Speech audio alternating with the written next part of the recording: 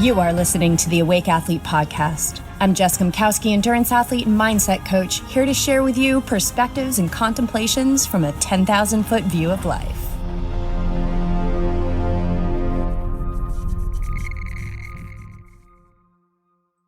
So good to have you back here with me for another episode. All right, I have an embarrassing story. Are you ready for it? I haven't thought about this story in so long. And I thought about it today and I shared it with my husband and he said, you have got to do an episode on this.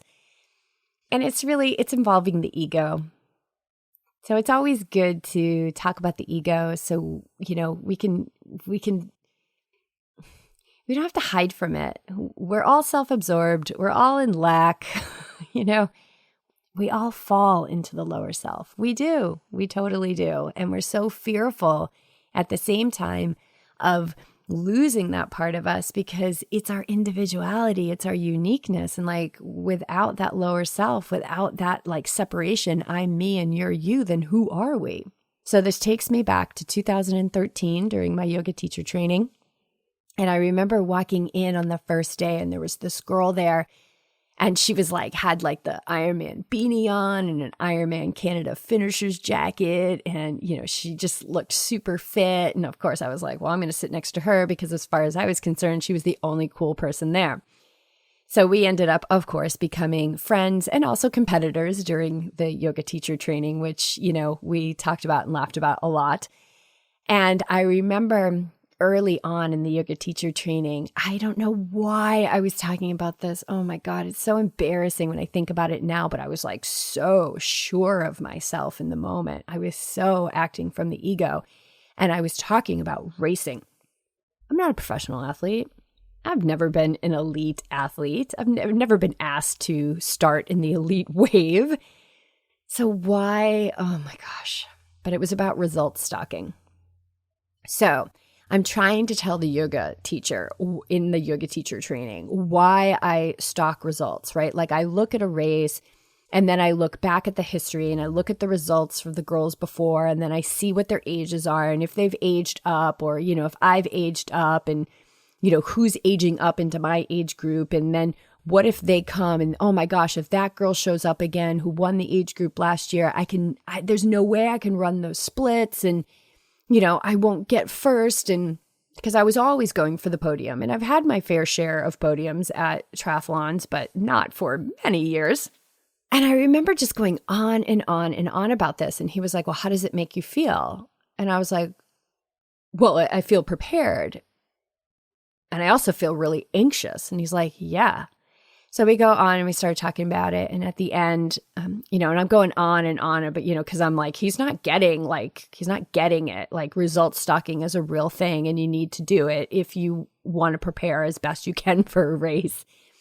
And I could see in his eyes that he was just kind of over it. And he just looked at me and he said, yeah, well, that's all going to fall away. And I almost got up and left.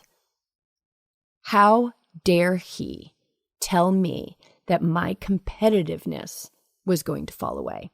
It was who I was. When I started that swim, I say that I used to swim with fists, out of my way. Here I come. And again, never an elite, not even close.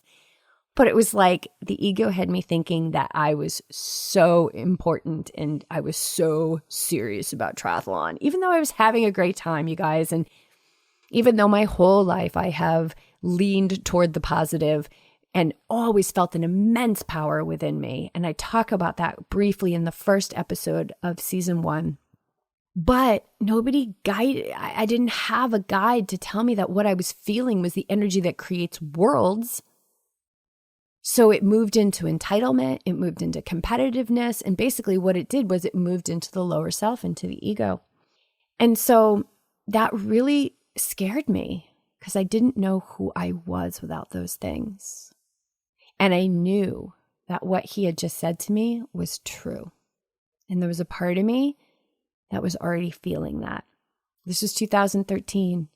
I had already been meditating with my teacher for about 3 years.